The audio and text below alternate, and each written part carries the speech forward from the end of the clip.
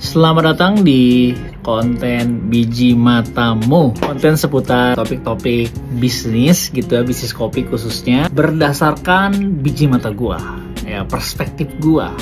Gitu kurang lebih.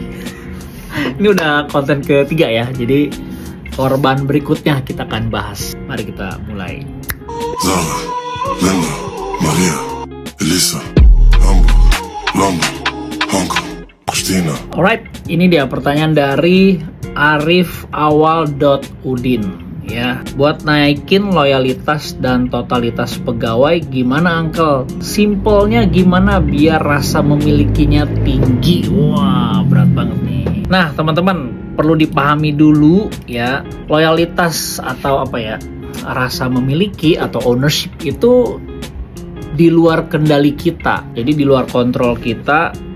Soal loyalitas itu udah kita nggak bisa mengendalikan atau menentukan loyalitas seseorang. Nah, karena itu di luar kontrol kita, yang bisa kita lakukan adalah kita cuma bisa do the best and let God do the rest ya. Nah, tapi ada hal-hal preventif yang gue lakukan dong. Kenapa anak-anak bisa loyal, bisa totalitas kerjanya? Tentu ada hal-hal yang pihak manajemen atau kita lakukan supaya ya membuat mereka, wah, gua kalau resign rugi nih gitu, teman-teman. Jadi mungkin kalau mereka yang mau cabut mikir-mikir gitu ya. Ini beberapa yang gua lakukan. Yang pertama-tama, kita cuma bisa do the best and let God do the rest. Nah, sekarang do the best kita tuh apa gitu ya. Yang pertama, terlepas nih gajinya UMR ataupun tidak, teman-teman, gue nih memberikan kenyamanan dalam bekerja. Ya, kenyamanan yang dimaksud itu apa sih? Misalkan jangan terlalu cerewet atau jangan terlalu bawel di semua hal-hal gitu ya. Jadi jangan nggak nyaman jadinya kalau kita terlalu bawel. Kita perlu cerewetin, perlu gitu, tapi di hal-hal tertentu aja. Jangan di semuanya gitu kita cerewetin. Nanti yang ada kita diomongin, guys. Nanti dijadiin konten kita. Oke? Nah, kalau gue sih membatasi, misalkan salah bikin produk, mecahin gelas, terus salah nuang, salah ngasih pesanan, dan lain-lain lah. Hal-hal yang nggak prinsip lah pokoknya. Jangan sampai itu dibesar-besarkan gitu, permasalahan itu. Nah, kalau gue sih memisahkan antara yang prinsip, mana yang nggak prinsip. Jadi biar anak-anak tuh tahu gitu. Ini kan kerjaan tuh kan banyak kan. Nah, kita harus kasih tahu ke mereka bahwa kita kasih tahu aja bahwa ini prinsip-prinsipnya gitu. Kalau di gue cuma 3. Dia nggak boleh bikin kesalahan di hal uang. Jadi harus jujur tuh, keuangan tuh. Pokoknya gue, kalau lu bermasalah di keuangan atau ketidakjujuran, gue langsung eksekusi hari itu juga gitu ya. Yang kedua, soal waktu. Waktu juga sama. Yang telatnya nggak wajar gitu ya, yang memang tidak ada alasan ataupun bener-bener nggak koordinasi, itu pasti gue langsung entah itu SP1, SP2, bahkan sampai SP3. Ketiga, soal attitude. Jadi masalah uang, masalah waktu, attitude. Nah, attitude juga sama gitu. Sikapnya mereka dalam bekerja, dalam berperilaku sama atasan ataupun sama teman kerja, itu tentu berpengaruh prinsip bagi gue. Misalkan suka melecehkan gitu ya, bercandanya yang melecehkan atau merendahkan orang gitu ya, itu gue kurang suka ya mempekerjakan yang punya attitude kayak gitu. Pokoknya attitude lah ya, terkait attitude, emotion dan lain-lain. Itu hal-hal yang gue prinsip gitu. Jadi anak-anak di yang lain bikin kesalahan nggak apa-apa, numpahin menu atau salah bikin produk gitu ya, itu bagi gue itu hal kesalahan dalam bekerja. Mecahin barang gitu ya, itu hal yang ya nggak prinsip lah. Yang kedua, beri reward dan punishment gitu. Jadi kalau mereka memang perform, kasih reward. Kalau mereka nggak perform atau melakukan kesalahan yang prinsip tadi, ada punishmentnya. Contoh, ya ini harus konsekuen nih sebagai leader gitu ya, sebagai pemimpin kita perlu konsekuen sama kebijakan yang kita buat. Supaya apa? Supaya culture-nya terbentuk. Jadi kalau teman-teman bikin punishment, misalkan yang telat lebih dari 2 jam tanpa ada kabar, SP1. Nah, jangan SP1-nya cuma ke yang nggak deket doang, yang deket juga harus kena, guys. Nggak boleh enggak. Gitu. Jadi kesalahan yang dibuat itu jangan cuma untuk orang-orang tertentu, tapi untuk semua level, termasuk kita sebagai owner. Kalau kita bikin kebijakan A, ya kita pun harus melakukan kebijakan A tersebut. Jangan cuma berlaku untuk karyawan doang, termasuk kita. Contoh misalnya gue bikin kebijakan bayar, semua orang harus bayar kalau jajan, termasuk om, tante, nyokap, keluarga gue, termasuk gue. Jadi jangan cuma menerapin ke mereka doang.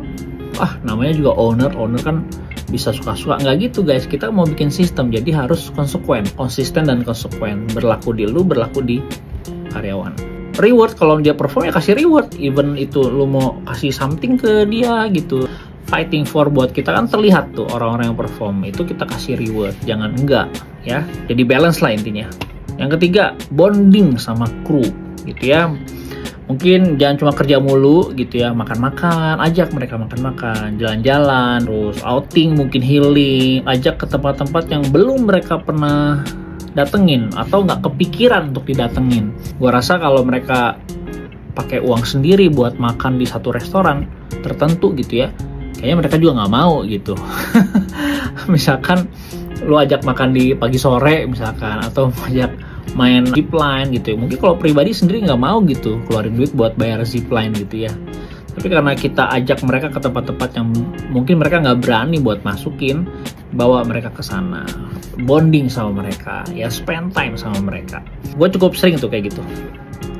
Yang keempat, siapin rencana jangka panjang buat tim kita, buat kru kita. Jadi nggak cuma soal lu kerja doang sama kita. Kan kalau lu tanya ke kita pribadi gitu, kalau anak gua kerja di warung kopi, gajinya kita tahu segitu, kira-kira mau gak kita bertahan? Kira-kira mau gak kita biarin anak kita ada di situ? Kalau kita jawabannya nggak mau, berarti memang harus bikin sesuatu, bikin perubahan di situ, teman-teman. Ini panjang juga ya video ya. Terus membangun karir jangka panjang ataupun janji-janji yang memberikan harapan akan hari depan. Teman-teman, janji untuk sesuatu, harapan, motivasi akan hari depan itu perlu dikeluarin sama kita sebagai leader, pemimpin. Yang nggak boleh adalah janji yang tidak ditepati, ya. Jadi kalau lu mau berjanji sesuatu, pastikan itu ditepati, ya. Yang nggak boleh itu kalau nggak ditepatin, bahaya.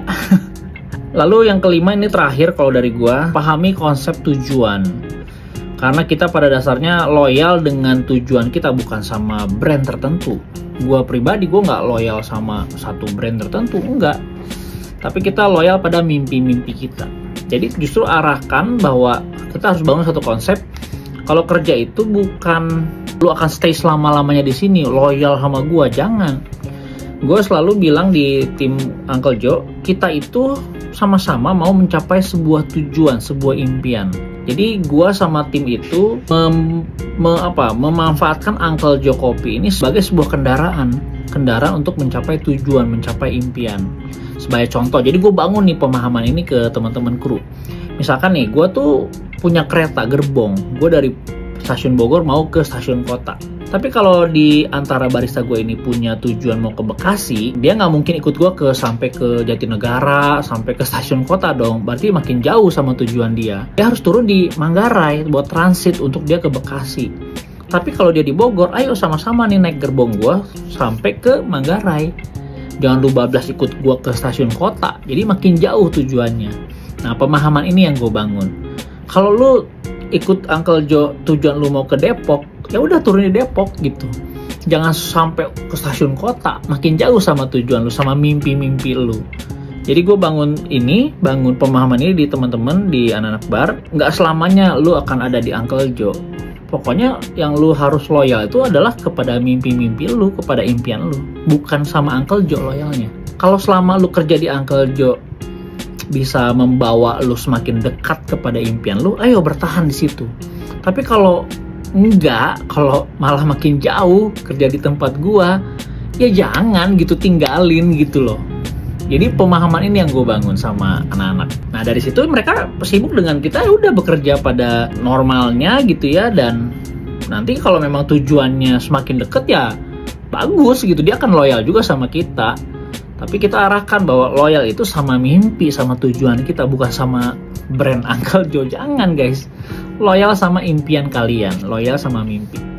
Nah, itu yang gue lakukan di Uncle Joe. Gue nggak tahu di tempat kalian, di lu cocok atau enggak, gue nggak tahu. Tapi ya semoga let God do the rest gitu. Kita cuma bisa memberikan apa yang bisa kita berikan, nggak perlu dipaksakan. Tapi ya sisanya kita serahkan sama Tuhan. Gue rasa gitu aja. Semoga mencerahkan biji mata lu ya. Gitu aja, bye.